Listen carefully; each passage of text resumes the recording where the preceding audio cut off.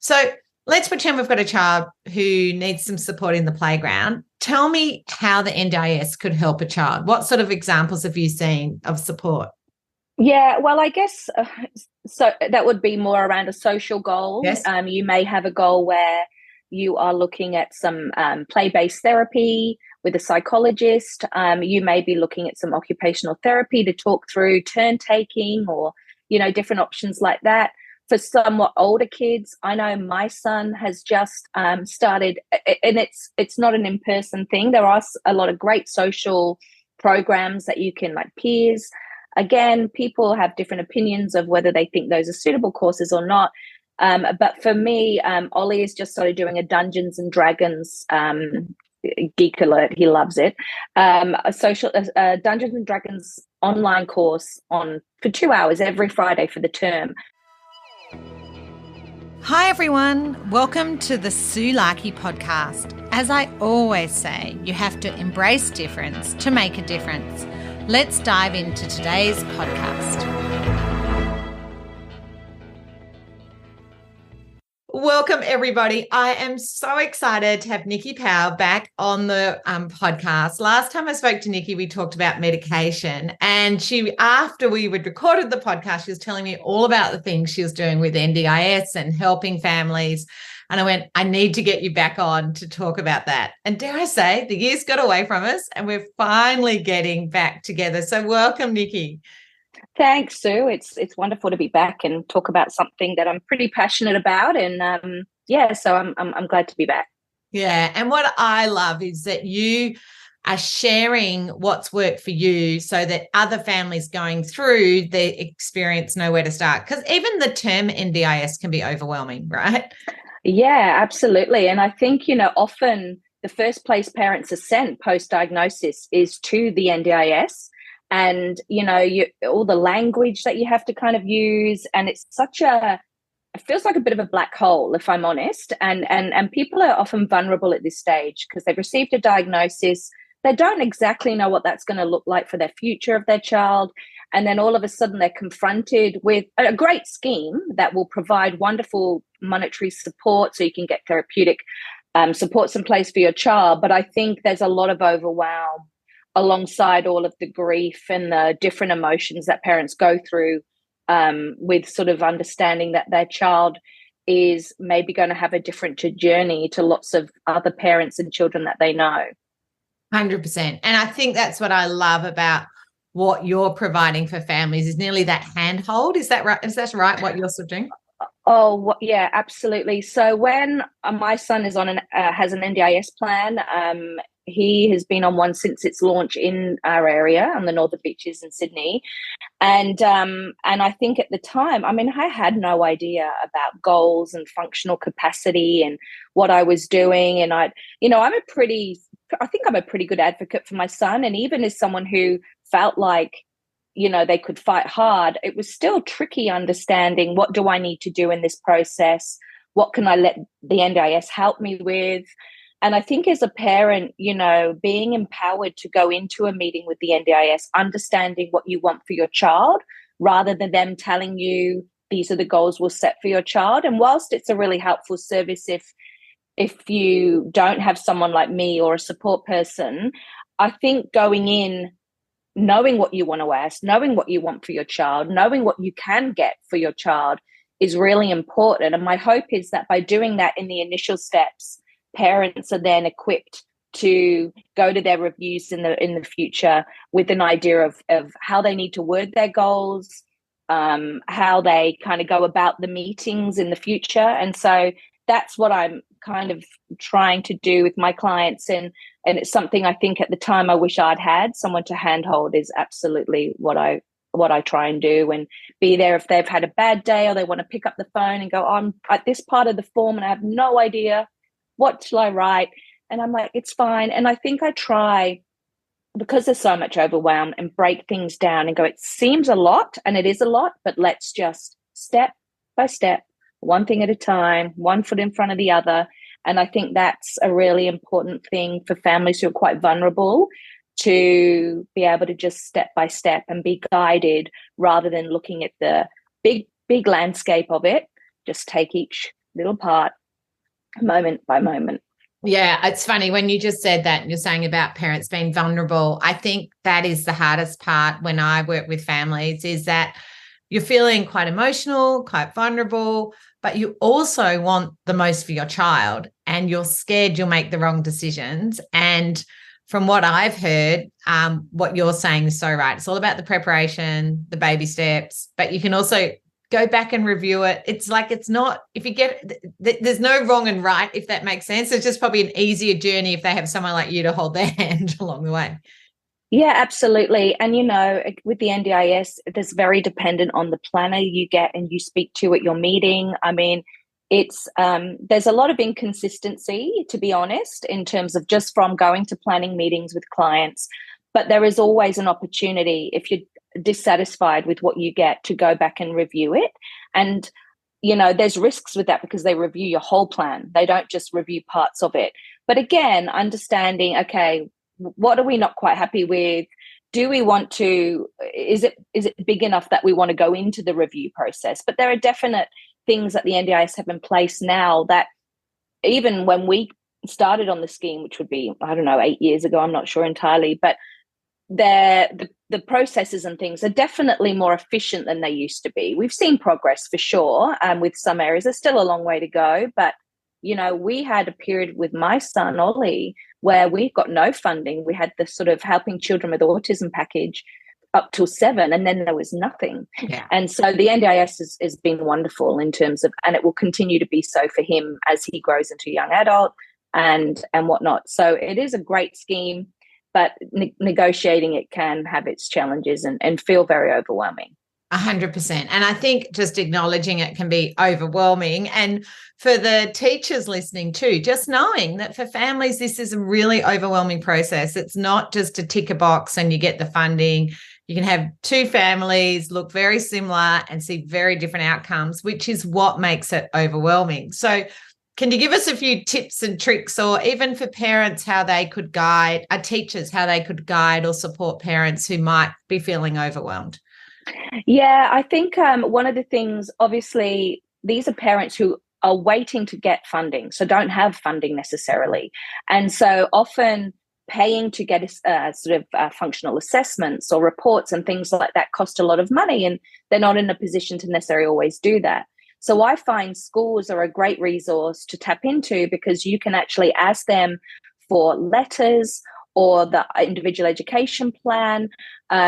So you're not paying for anything, but you're getting information from the school in terms of how your child is coping in that environment. Now, while NDIS don't necessarily provide education support in terms of money for school, they do provide support for things like occupational therapists and speech, which may influence how that child is then doing in the school environment. So I think being willing as a teacher to potentially put a letter together, looking at basically the functional capacity of the child in the classroom. So whether it might be some handwriting skills, it might be behaviorally, how they go in the playground, socially, that kind of thing. The NDIS look at 6 functional domains when they are looking at functional capacity of a child. One of them is learning. One of them is socialization and communication, self-management, self-care, and the other is mobility, which for lots of probably kids you and I deal with isn't necessarily a big one. Often it's the social, communicating, and the self-management. So I think thinking about those 6 functional domains, or the ones that are probably more applicable in the school environment, is certainly helpful. And I think being willing to sort of have a really great individual education plan for your child that you could potentially print off and look at, okay, these are the supports in the classroom that my child is requiring. I know schools are very busy and I know teachers are very busy, but it can be super helpful for a parent to have a letter supporting them, because let's face it, our children are at school 9 till 3, 5 days a week. So they spend a lot of time there with their educator, who really does get a real insight into how that child, especially socially, is going. And so I think to be able to get something from a teacher that supports their application is always really beneficial for the application process, and also probably helps that teacher reflect on, oh, okay, these are the things they're struggling with. And so therefore, in our IEP, what can we be doing to support them in the classroom or the playground? Yeah, look, I think what's really, really important too, I was talking to a speech therapist recently who was going to meetings with parents. Often when children at school, the parents don't actually know what the gaps are. They're not comparing them to their peers to know what support the child needs. They only know their child, and if they haven't got older children, and then parents don't always know what to ask for. Where as this speech therapist was saying, the parent was going, oh, their speech is fine. But the school was saying no one could understand the child compared to the peers, so this is really important because as a parent, we know and love our children as they are. And sometimes we need that other lens. So I think if teachers are putting something together, they need to say, well, what does this child need to join all the other children in the classroom, in the playground? And a lot of families, because it's not like when you've got little babies in it. I remember when I went to mother's group, you could sort of compare them all there and go, oh, okay, that child's rolling over.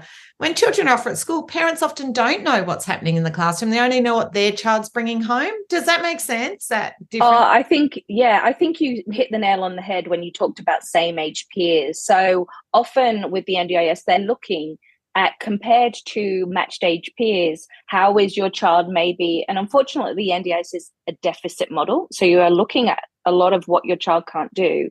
And I think that's really important, so that compared to other peers within the classroom environment, how is your child maybe measuring up there? And are there areas that they, like you said, maybe with language, communication, how can you assist that parent in understanding compared to everyone else where they're at? And I think that's one of the things that NDIS do want to see is, in terms of development, how is that child going compared to their matched age peers? So I think that is really important. And as you said, at home, they might have a younger sibling or an older sibling, but not necessarily a sibling the same age. So as a parent, sometimes, especially if it's your first child, you've had nothing to compare it to. Yeah. And like you and I'm sure both feel the same. The fact it's a deficit model and we do need to compare, that can be hard and really hard no one wants to compare their children, and no one. And, I always think that is a really hard thing, and the being negative, the deficit model. But also, I'll be honest, teachers aren't allowed to write really negative stuff in reports anymore. So we're put in a really tricky position because families need that to get the funding. It's like a chicken and egg thing, and then the child doesn't get the support. But I've always, as a teacher, think my job's to advocate for the child. So what do I believe this child needs in my classroom? So my job is to advocate for them, not for the parents, not for the OT, not for I am there wholeheartedly for my students. And so if I'm going to advocate for my student, that letter is going to be honest about what that child needs to be part of my classroom. And I think that's how I see it. I'm trying to think how I word it, Nikki, but I think that's how I see it, that sometimes you have to be the advocate because the parents aren't in the room. They don't see what's happening. And if I don't write that letter, then the child mightn't get the supports they need. Yeah, and I think this is in my role, where I'm actually helping people put supporting evidence together based on their reports and information that they've already gathered, looking again at specifically at those 6 functional domains. It's always so hard because it's always looking at the end goal. What is the end goal? What is the end goal? And I think that's why and having that relationship with parents means I can say to them, hey, and before I send them anything, I'm always very honest. This is how the NDIS works. This is the information we need to provide to them. It's hard to read, but the purpose is to get you the funding that you need so you can support your child in the best possible way. And it sort of almost goes against everything, right, in us. And also, in neuroaffirming practices now where we're trying to really change our language and stuff, it's so difficult when the first point of call that you go to is a system that is a deficit-based model. And so I think it's just that constantly affirming, and trying to look at the great things that I have a conversation with the parent about, what do you love about your child? What do they love to do on the weekend? What are there any activities they're really into? Or, just trying to create a conversation around that. This isn't just who your child is, because it's definitely not. But for the purposes of what we're trying to do, which is access funding to get you support to help your child become more independent or be socially more apt in the playground. I think it is a challenging space, and I think it's just an ongoing conversation and honesty and remembering, as I mentioned, the end goal for sure. I think that's invaluable, because even for me, because I'm such a all about 4 positives to 1 negative. And I mean, and why the deficit model is exhausting for families and for people self-advocating too as they get older. But I think sometimes if you just keep that end goal in mind, that is so powerful to think, okay, well, if we get this funding, what is that going to help us do long term? And then you've got your heart in the right place, even if the model doesn't fit that neuroaffirming and so forth. So I couldn't agree more. So let's pretend we've got a child who needs some support in the playground. Tell me how the NDIS could help a child. What sort of examples have you seen of support? Yeah, well, I guess so that would be more around a social goal. Yes. You may have a goal where you are looking at some play-based therapy with a psychologist. You may be looking at some occupational therapy to talk through turn taking or, different options like that. For somewhat older kids, I know my son has just started, and it's not an in-person thing. There are a lot of great social programs that you can, like peers. Again, people have different opinions of whether they think those are suitable courses or not. But for me, Ollie has just started doing a Dungeons and Dragons geek alert. He loves it. A Dungeons and Dragons online course for 2 hours every Friday for the term. It's the highlight of his week. Yeah. And it's not a lot of playing video game. It's not a playing video game. It's a lot of discussion and navigating what is happening before them, making decisions, listening to what everybody else thinks. And so that's a really great, he's having to listen, communicate, wait his turn. So there are social programs that you can also kind of have your child participate in. For sort of younger kids, as I said, more that play-based therapy where you may be playing alongside the child and working out turn taking. But for older kids, there are some really great programs that you can get access to. The NDIS, again, it really does depend on the planner you get at the time. There is, inconsistency sometimes with what supports you can get to fund those social kind of socialization goals. I think as a child gets older, so my son is about to turn 15 and he's becoming a young adult, late teens.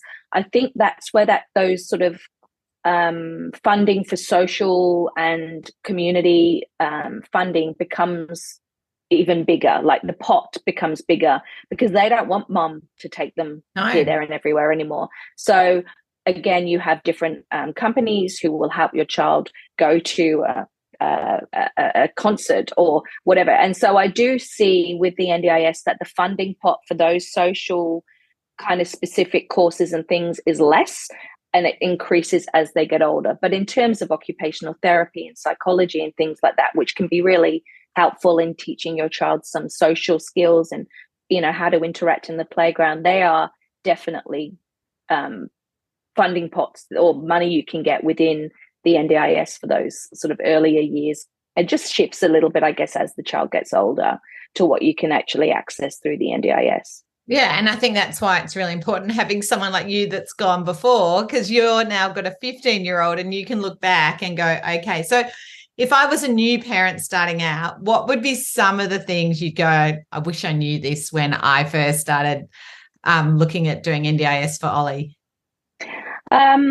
I think that breaking it down into those functional capacities and looking at, because if you've got no bullet points to kind of go, oh, we need to think about these 6 things, you're left with so much in your head. And so I think that's really helpful, thinking through how your child is in those, social, communicating, self-care, self-management, mobility and learning. That really allows you to kind of zone in on some of those areas. I think as well, things like parent impact statements or family impact statements really give an insight into what a day in the life for your child might look like at home. And, when my son was younger, trying to get out the door was challenging, and looking at, okay, what in our day is really tough. And therefore that kind of it's really powerful to be able to put a parent impact statement together, because it really does look at how your child sort of impacts the whole family dynamic. So I wish I'd have kind of known you could do that. What else? I think those are the two big ones, because it helps you. And I think maybe looking at your goals and thinking through, okay, what is it that I want for my child? It's hard with goals. I found that really challenging. And I think that's just been something that I've got used to over the years of doing review after review after review. Goals, again, looking at those 6 functional domains, and within, say, communication, what goal do I have for my child in that? Is it to simply be able to interact with his peers better, or, improved sort of communication like that? I think once you've kind of locked in some of those things that your child maybe finds difficult within those functional domains, then you can look at what goals then you may want to achieve. And there's lots of resources out there online that you can access. But I think those are probably the two ones, understanding that your impact statement can be quite powerful within the application process, and it doesn't cost you to go and get that. It's a free thing that you can do with your husband and talk through, what a day in the life looks like for you, and therefore based on that, what supports would be helpful to maybe lessen some of the big things that are happening in your day as a family.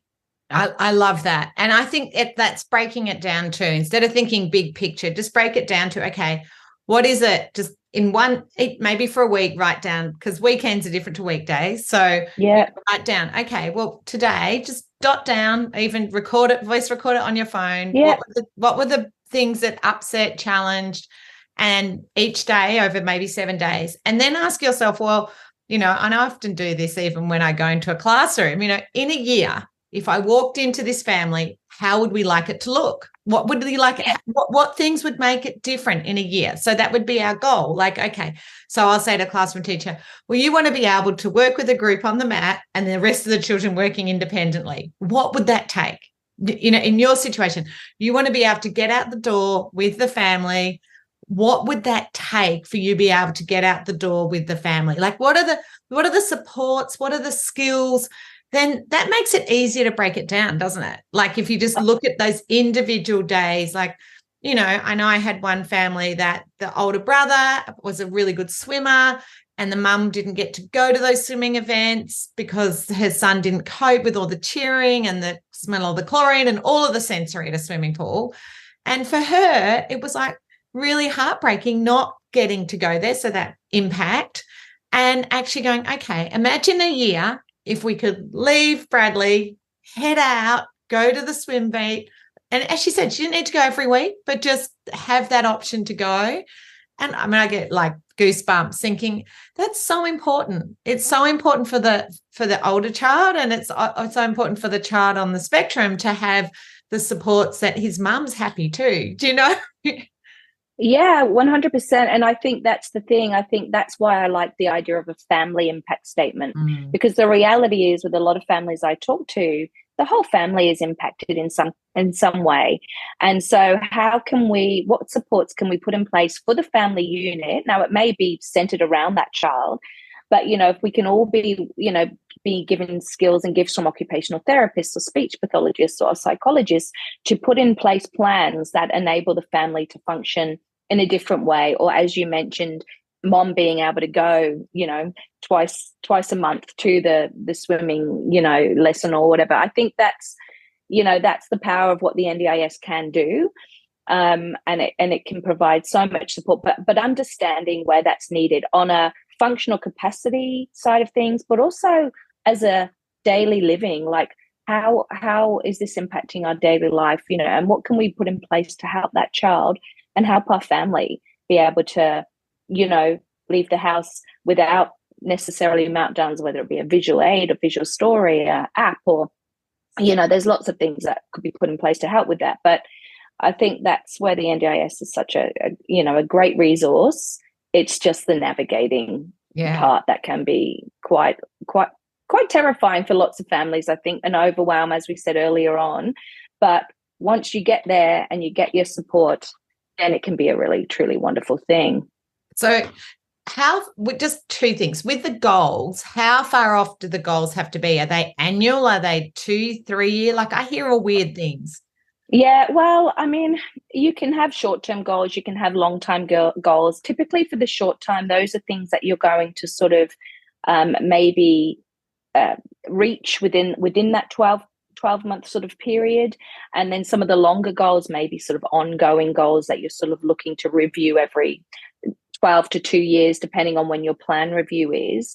And I guess they're looking at things such as, language around the goals would be things like how I'm going to develop, improve, increase. It's all about the language around the goals, but they can be short term or long term goals. Again, there's not necessarily a limit on how many goals. I mean, I would say 6 to 8 are probably, that's really is a helpful good to know. So 6 to 8 goals. That's really helpful to know. So I've got I a think one so. in each of those areas, basically. Yeah. And so we look at things like communication, social, sensory processing, that kind of thing. You might look at, a goal may be to successfully transition to primary school the following year, that kind of thing. I always love to put in a goal. And again, NDIS, it depends who you get and if they provide that support. There is a line item for training for parents and carers, because I feel like as a parent to be able to access whether it's your resources or there's a few online courses parents can do.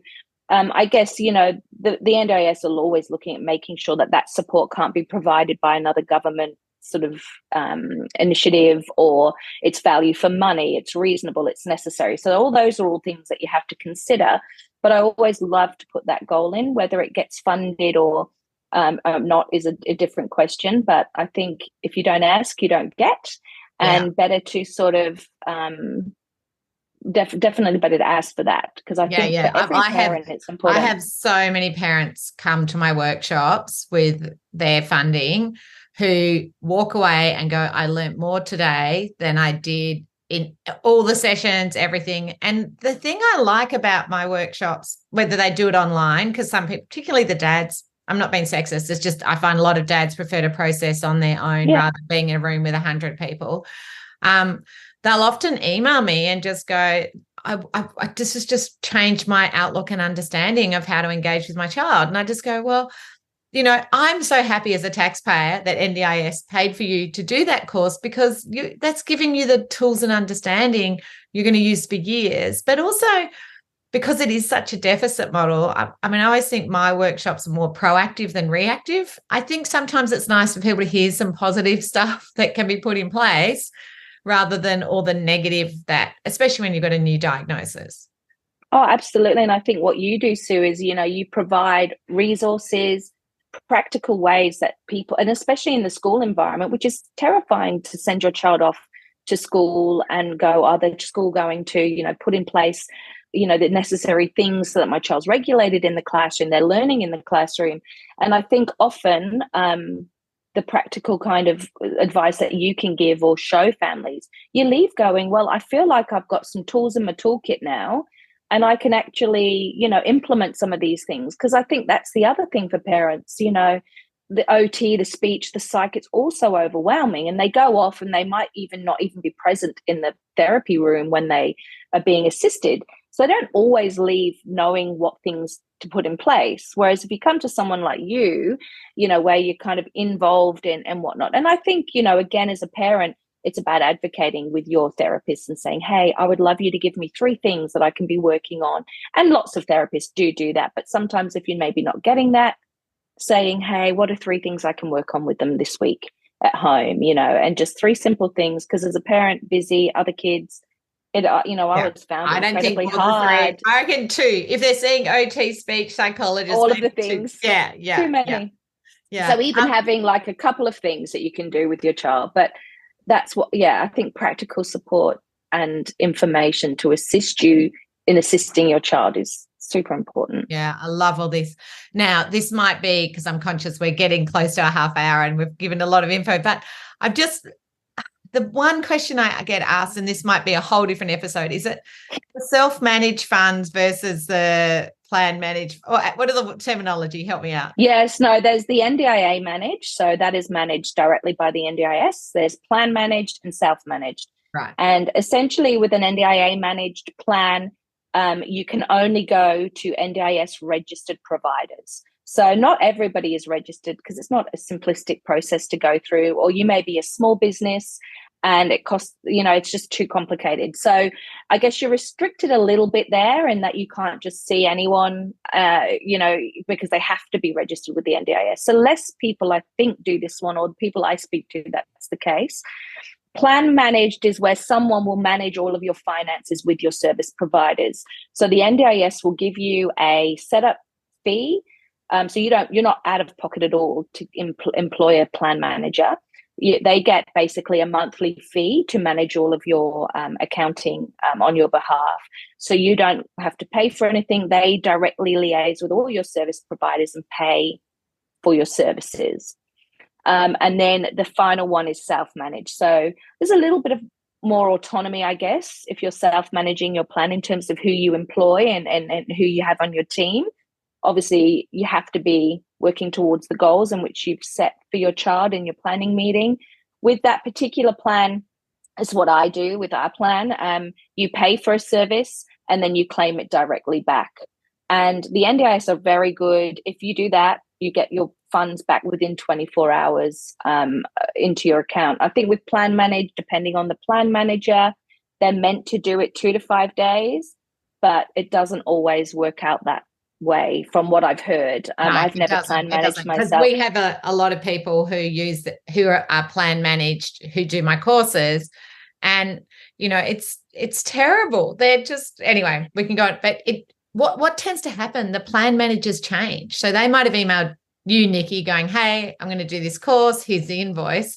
And then there'll be a change and it gets lost, and it's no one's fault really. It's just a system fault. That's how I. Yeah, but it causes a lot of anxiety, I think, because it's how your service providers are being paid. Correct. And if it's delay or you have a weekly appointment and they haven't been paid from the last one, it can become. But I think if you get a great plan manager, it can be wonderful. But I would say if you're going to do that, make sure you do some research and find a great one, because some parents may have many therapists that they're looking at, and it might be overwhelming to try and self-manage that. So they can be wonderful, but just make sure you do your research, I think.